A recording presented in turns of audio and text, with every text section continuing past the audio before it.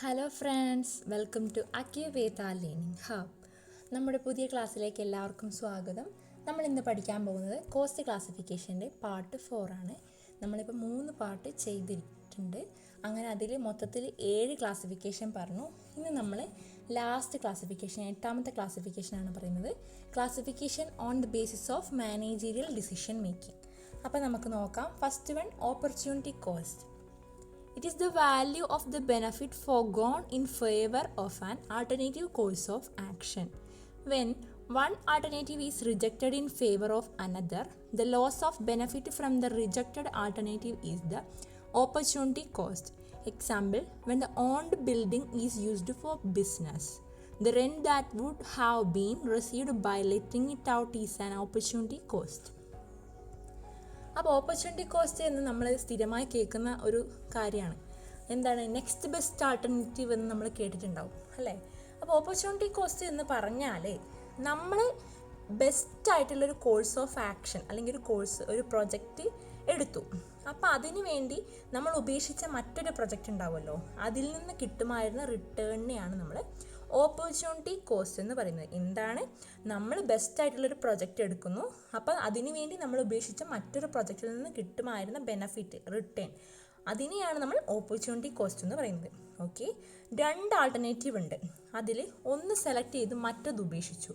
അപ്പോൾ ആ ഉപേക്ഷിച്ചതിൽ നിന്ന് കിട്ടുമായിരുന്ന ബെനിഫിറ്റാണ് എന്ത്, ഓപ്പർച്യൂണിറ്റി കോസ്റ്റ്. ഇതിന് എക്സാമ്പിളാണ്, നമ്മൾ ബിസിനസ്സിന് വേണ്ടി തന്നെ നമ്മുടെ തന്നെ സ്വന്തം പ്രോപ്പർട്ടിയാണ് യൂസ് ചെയ്യുന്നത്.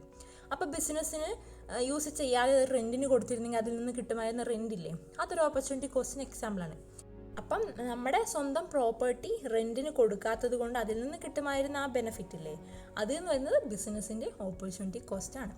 ഓക്കെ, ഇനി സെക്കൻഡ് വൺ നോക്കാം, sunk cost. Sunk cost is the cost incurred in the past and which has no effect on future decision making. It is the amount sunk in the business and not recoverable. Example, at the time of replacement of a plant, its written down value less any scrap value is the sunk cost. എന്താണ് sunk cost? It is the past cost എന്നാണ് പറയുക. അതായത് പാസ്റ്റിൽ ഉണ്ടായതാണ്, decision മേക്കിങ്ങിൽ ഒരു effect ഇല്ലാത്തൊരു കോസ്റ്റാണ് ഇത്. എന്താണ് കാരണം? പാസ്റ്റാണ്, കഴിഞ്ഞതല്ലേ. ഇത് ബിസിനസ്സിൽ നിന്ന് ചിലവായ കോസ്റ്റാണ് ആൻഡ് നോട്ട് റിക്കവറബിൾ, റിക്കവർ ചെയ്യാൻ കഴിയില്ല. അതാണ് സങ്ക് കോസ്റ്റ്. നമുക്കിതിൻ്റെ എക്സാമ്പിൾ നോക്കാം. അതായത് പ്ലാന്റ് റീപ്ലേസ് ചെയ്യുമ്പം അതിൻ്റെ റിട്ടേൺ ഡൗൺ വാല്യൂ, ഡിപ്രീസിയേഷൻ, അതിൽ നിന്നും സ്ക്രാപ്പ് വാല്യൂ ഉണ്ടെങ്കിൽ അത് എന്താ, സങ്ക് കോസ്റ്റാണ്. അപ്പോൾ നമ്മൾ ആ റൈറ്റ് ഓഫ് ചെയ്യുന്ന എമൗണ്ട് ഇല്ലേ, അതൊക്കെ എന്താ, ഈ സങ്ക് കോസ്റ്റിന് എക്സാമ്പിളാണ്. പ്ലാന്റ് റീപ്ലേസ് ചെയ്യുമ്പം അതിൻ്റെ ഡിപ്രീസിയേഷൻ, അതിൽ നിന്ന് നമ്മൾ സ്ക്രാപ്പ് വാല്യൂ ഒക്കെ കുറയ്ക്കും. അപ്പോൾ അത് പറയുന്നൊരു സങ്ക് കോസ്റ്റ് ആണെന്നാണ് പറയുന്നത്. ഇനി നമുക്ക് തേർഡ് വൺ നോക്കാം, imputed cost or notional cost. Imputed cost is a hypothetical cost which does not involve actual cash expenditure. As it is not paid in cash, it does not appear in books of accounts. However, it is taken into consideration for the purpose of decision making. Example, rent of owned building and interest on owned capital. Imputed cost എന്താണ്? Hypothetical cost ആണെന്നാണ് പറയുന്നത്. അതായത് സാങ്കല്പികമായിട്ടുള്ളത്. Actually ഇതിൽ cash expenditure ഒന്നും വരുന്നില്ല, cash ആയിട്ട് payment ഒന്നും നടത്തിയിട്ടുമില്ല, so books of അക്കൗണ്ടിൽ കാണിക്കുന്നുമില്ല. എങ്കിൽ പോലും നമ്മളെ മാനേജറിയൽ ഡിസിഷൻ മേക്കിങ്ങിന് വേണ്ടി ഇത് കൺസിഡർ ചെയ്യാറുണ്ട്. അങ്ങനെയുള്ളൊരു കോസ്റ്റിനാണ് നമ്മൾ ഇംപ്യൂട്ടഡ് കോസ്റ്റ് എന്ന് പറയുന്നത്. ഇതിന് എക്സാമ്പിളാണ് റെൻറ്റ് ഓഫ് ഓൺ ബിൽഡിംഗ്. നമ്മുടെ സ്വന്തം ബിൽഡിംഗ് ആണ്, റെൻറ്റ് കൊടുക്കുന്നില്ലെങ്കിലും റെൻറ്റ് ഇനത്തിൽ വരുന്നതായിട്ട് നമ്മളൊരു ഇംപ്യൂട്ടഡ് കോസ്റ്റായിട്ട് മാനേജ്മെൻറ്റ് കണക്ക് കൂട്ടാറുണ്ട്. അതേപോലെ തന്നെയാണ് ഇൻട്രസ്റ്റ് ഓൺ ക്യാപിറ്റൽ. ഓക്കെ, ഇനി നമുക്ക് ഫോർത്ത് വൺ നോക്കാം. ഫോർത്ത് വൺ എന്താണ്? ഔട്ട് ഓഫ് പോക്കറ്റ് കോസ്റ്റ് നോക്കാം. Out of pocket cost refers to cost which is paid in cash to the outsiders.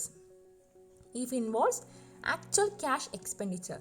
Example, rent paid, salary paid, etc. അവിടെ ഒരു mistake ഉണ്ട്, depression അല്ല depreciation ആണ്, sorry. Depreciation on the other hand does not involve cash payment and therefore it is not an out of pocket cost. എന്താണ് out of pocket cost? Cash ആയിട്ട് തന്നെ payment നടത്തുന്നത്, അതായത് നമ്മുടെ പോക്കറ്റിൽ നിന്ന് ചിലവാകുന്ന കോസ്റ്റാണിത്. സാധാരണ നമ്മളെ പോക്കറ്റിൽ നിന്ന് നമ്മൾക്ക് പോവില്ലേ, അതായത് നമ്മൾ എന്തെങ്കിലും വാങ്ങിയാലേ നമുക്ക് എന്തെങ്കിലും എക്സ്പെൻസ് ഉണ്ടായി നമ്മളതിന് പേ ചെയ്തു, അപ്പോൾ അത് നമ്മുടെ പോക്കറ്റിൽ നിന്ന് പോയി. അങ്ങനെ നമ്മുടെ ഒരു സാധാരണ കോസ്റ്റിനെയാണ് നമ്മൾ ഔട്ട് ഓഫ് പോക്കറ്റ് കോസ്റ്റ് എന്ന് പറയുന്നത്. എക്സാമ്പിളാണ് റെൻറ്റ് പെയ്ഡ്, സാലറി പെയ്ഡ് എന്നിവയൊക്കെ. പക്ഷേ ഡിപ്രീസിയേഷൻ പോലെ ഉള്ളത് നമ്മുടെ കയ്യിൽ നിന്ന് പോകുന്നു എന്ന് സാങ്കല്പികമാണ്. അതുകൊണ്ട് തന്നെ അതെന്താ ഔട്ട് ഓഫ് പോക്കറ്റ് കോസ്റ്റ് അല്ല. ഓക്കെ, അത് നോട്ട് ചെയ്യേണ്ട ഒരു കാര്യമാണ്. ഇനി അഞ്ചാമത്തെ നോക്കാം. Shut down cost. Shut down cost is the cost which is to be incurred even if the plant is shut down for a temporary period. Example rent and rates, maintenance expenses, insurance etcetera. Shut down cost എന്താണ്? Temporary പീരീഡിലേക്ക് നമ്മുടെ plant അടച്ചിട്ട് കഴിഞ്ഞാൽ നമുക്ക് അവിടെ നിന്ന് വരുന്ന കോസ്റ്റാണിത്. അതായത് അടച്ചിട്ടാലും നമുക്ക് ഉണ്ടാകുന്ന കോസ്റ്റാണ്. ഇതിന് എക്സാമ്പിളിൽ തന്നെ പറയുന്നുണ്ട്. Rent, rate, maintenance expense, insurance. നമ്മുടെ ഫാക്ടറി അടച്ചിട്ടാലും നമുക്ക് വാടക കൊടുക്കേണ്ടി വരും അല്ലേ, കറണ്ട് ബില്ല് അടയ്ക്കേണ്ടി വരും അല്ലേ, ഇൻഷുറൻസ് പേ ചെയ്യേണ്ടി വരും. അത് തന്നെയാണ് ഇവിടെ ഉദ്ദേശിച്ചത്. ഷട്ട് ഡൗൺ കോസ്റ്റ് എന്ന് പറയുന്നത് ടെമ്പററി പീരീഡിലേക്ക് നമ്മുടെ പ്ലാന്റ് അടച്ചിട്ട് കഴിഞ്ഞാലും നമുക്ക് പേ ചെയ്യേണ്ടി വരുന്ന കോസ്റ്റ്. ഓക്കെ, അത്ര ആലോചിച്ചാൽ മതി. ഇനി ആറാമത്തെ നോക്കാം. Replacement cost. Replacement cost is the cost of replacing an asset or material by purchasing it from the market. It is thus the current market price of the item that is replaced. എന്താണ് replacement cost? ഒരു അസറ്റിനെ replace ചെയ്യാൻ വേണ്ടിയിട്ട്, അതായത് ആ asset മാറ്റി നമ്മൾ പുതിയൊരു asset replace ചെയ്യുന്നതിന് ചിലവാകുന്ന കോസ്റ്റാണ്.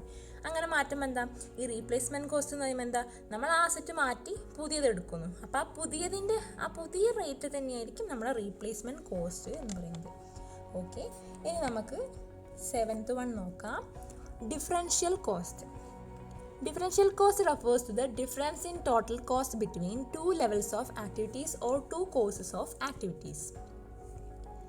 It is the change in total cost due to a change in alternative course of action. Differential cost may be incremental cost or decremental cost. If the change results in increase in total cost, it is called incremental cost, and if the change results in decrease in total cost, it is called decremental cost. Differential cost എന്താണ്? രണ്ട് ലെവലിലുള്ള activities അല്ലെങ്കിൽ രണ്ട് course of ആക്ടിവിറ്റീസിൽ വരുന്ന ഡിഫറൻസിനെയാണ് നമ്മൾ എന്താ പറയുക, എക്സാമ്പിളിലൂടെ പറയാം. അതായത് ഒരു മെഷീൻ പ്രൊഡക്ഷനും ഒരു മാൻ പ്രൊഡക്ഷനും. നമ്മൾ ഒരു പ്രൊഡക്റ്റ് ഉണ്ടാക്കുകയാണ്, അത് മെഷീനിലും പ്രൊഡ്യൂസ് ചെയ്യുന്നു, മാനും പ്രൊഡ്യൂസ് ചെയ്യുന്നു, അതായത് മനുഷ്യന്മാരും പ്രൊഡ്യൂസ് ചെയ്യുന്നു. അപ്പോൾ എന്താ വെച്ച് കഴിഞ്ഞാൽ അതിൽ രണ്ടിലും വരുന്ന ആ ഒരു ചേഞ്ച് ഇല്ലേ, അതിനെയാണ് നമ്മൾ ഡിഫറൻഷ്യൽ കോസ്റ്റ് എന്ന് പറയുന്നത്. അതായത് ഈ ഡിഫറൻഷ്യൽ കോസ്റ്റ് ഇൻക്രിമെൻ്റലും ആവാം ഡിക്രിമെൻ്റലും ആവാം. ഇപ്പം മാനുവൽ ലേബറിന് പകരം മെഷീൻ യൂസ് ചെയ്യുമ്പം കോസ്റ്റ് ഇൻക്രീസ് ആവുകയാണെങ്കിൽ നമുക്കതിനെ ഇൻക്രിമെൻ്റൽ കോസ്റ്റ് എന്ന് പറയാം. ഇനി മാൻ ലേബറിന് പകരം മെഷീൻ പ്രൊഡക്ഷൻ എന്ന് പറയുന്നത് എന്താണ്, അത് കുറവാണ് എങ്കിൽ, ആ കോസ്റ്റ് കുറവാണ് എങ്കിൽ അതിനെ നമുക്ക് ഡിക്രിമെൻ്റൽ കോസ്റ്റ് എന്ന് പറയാം. മനസ്സിലായല്ലോ? അതായത് മാനുവൽ ലേബറും മെഷീൻ ഇതും നോക്കുന്നു. ഓക്കെ, അപ്പം മാനുവൽ ലേബറിന് പകരം മെഷീൻ്റെതിൻ്റെ ചിലവ് കൂടുതലാണെങ്കിൽ അതിനെ നമ്മൾ ഇൻക്രിമെൻ്റൽ കോസ്റ്റ് എന്നും, അഥവാ ഇനി മാനുവൽ ലേബറിന് പകരം മെഷീനിൻ്റെത് കുറവാണെങ്കിൽ അതിനെ ഡിക്രിമെൻ്റൽ കോസ്റ്റ് എന്ന് പറയുന്നു. അത്രയേ ഉള്ളൂ. മനസ്സിലായല്ലോ? ഇനി നമുക്ക് എട്ടാമത്തെ നോക്കാം. എട്ടാമത്തത് മാർജിനൽ കോസ്റ്റ്. ഇതൊരു ഇമ്പോർട്ടൻ്റ് ആയിട്ടുള്ള കോസ്റ്റാണ്, നമ്മൾ നോട്ട് ചെയ്യണം. Marginal cost is the increase or decrease in total cost due to increase or decrease in output by 1 unit. It is thus the additional cost of producing an extra unit. It includes all variable costs, that is direct materials, direct labor and variable overhead. നമ്മളിപ്പോൾ പ്രൊഡക്റ്റൊക്കെ produce ചെയ്യുന്നു. അപ്പം നമ്മുടെ output ഒരു unit കൂടുകയോ അല്ലെങ്കിൽ കുറയുകയോ ചെയ്യുമ്പോൾ അതിൻ്റെ കോസ്റ്റ് ഇൻക്രീസോ അല്ലെങ്കിൽ ഡിക്രീസോ ആവുന്നതിനെയാണ് നമ്മൾ മാർജിനൽ കോസ്റ്റ് എന്ന് പറയുന്നത്. അതിൽ നമ്മൾ ഇത്ര കാര്യങ്ങളാണ് നോട്ട് ചെയ്യേണ്ടത്. അതായത് additional cost of producing an extra unit. അതായത് ഒരു എക്സ്ട്രാ യൂണിറ്റ് പ്രൊഡ്യൂസ് ചെയ്യുമ്പോൾ നമുക്ക് വരുന്ന അഡീഷണൽ കോസ്റ്റ് ഇല്ലേ, അതിനെയാണ് നമ്മൾ മാർജിനൽ കോസ്റ്റ് എന്ന് പറയുന്നത്. ഓക്കെ, അപ്പം ഇതിൽ വേരിയബിൾ കോസ്റ്റ് ഇൻക്ലൂഡ് ആയിട്ടുണ്ട്. അതായത് direct material, direct labour, variable overhead, ഇതെല്ലാം ഇൻക്ലൂഡ് ചെയ്തിട്ടുള്ള ഒന്നാണ് മാർജിനൽ കോസ്റ്റ്. ഇത് ഇമ്പോർട്ടൻ്റ് ആണ്, നമുക്ക് ഇനി വരും പാഠങ്ങളിലൊക്കെ പഠിക്കാനുണ്ട്. അപ്പം അത് നോട്ട് ചെയ്യാം. ഓക്കെ, ഇനി 9th one നോക്കാം. Standard cost.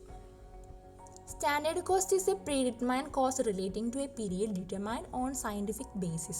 It is the cost that should be incurred under conditions of normal efficiency. It is used as an effective tool for cost control. Standard cost എന്താ? ഒരു predetermined future കോസ്റ്റാണ് standard cost.